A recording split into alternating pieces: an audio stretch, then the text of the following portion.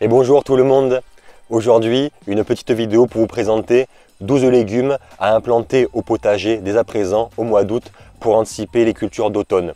Je ferai une autre vidéo au début septembre pour vous montrer 12 autres légumes à faire d'ici 15 jours, 3 semaines. Actuellement, on est à peu près mi-août, donc il y a déjà des choses qu'on peut semer, planter pour anticiper du coup les cultures à venir dans les mois qui arrivent. Allez, c'est parti!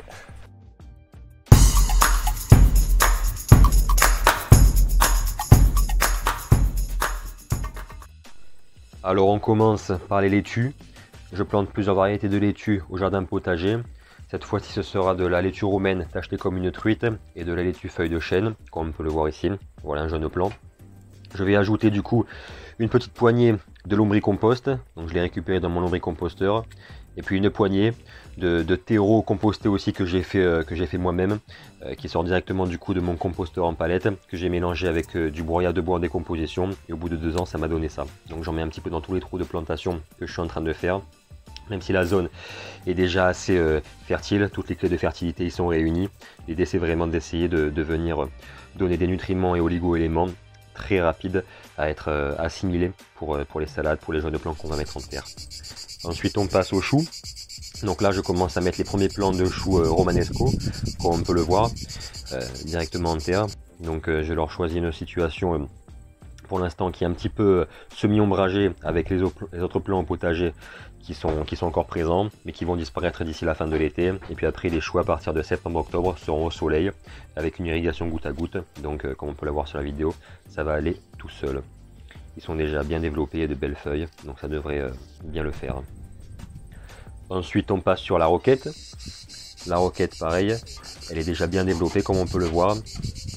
Et donc je la mets en situation semi-ombragée, ensoleillée pour l'instant. Et quand les pieds de tomates tout autour vont disparaître, ce sera au soleil durant l'automne, mais ce ne sera pas un problème. Donc voilà, la roquette directement intégrée au pied des cultures d'été. Tous ces plants que je prends, je les ai pris à un ami qui a sa pépinière familiale dans le coin, donc c'est local.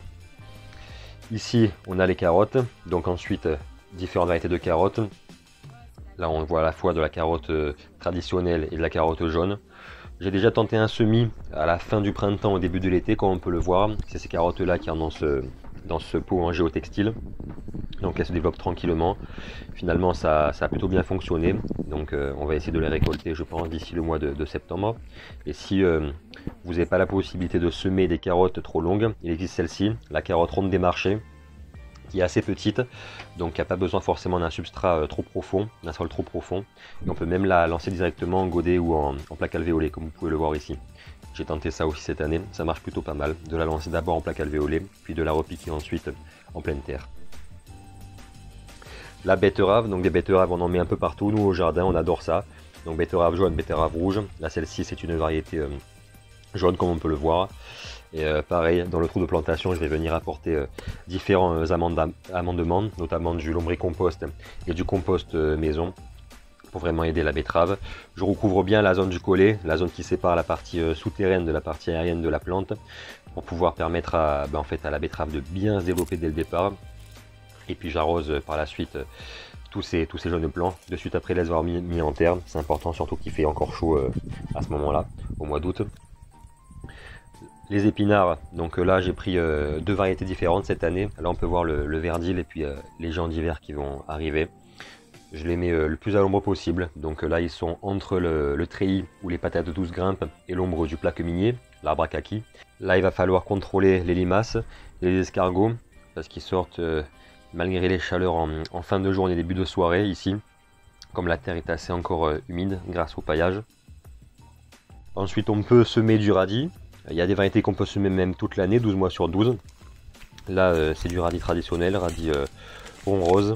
Donc je vais commencer à les semer directement en pleine terre. On aime bien récolter un peu toute l'année.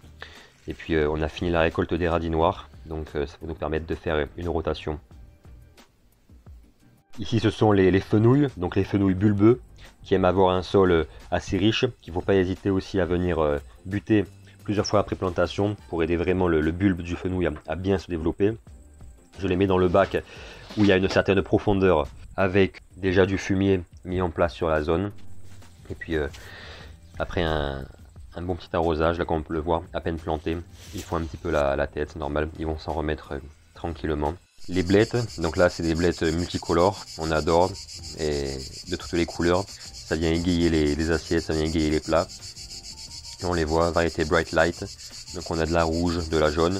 La blette elle aime bien se faire planter au soleil. Donc ici c'était une zone de pommes de terre de cet été qui a déjà été ramassée. Donc on va venir planter les blettes ici, entre les cucurbitacées qui restent sur place.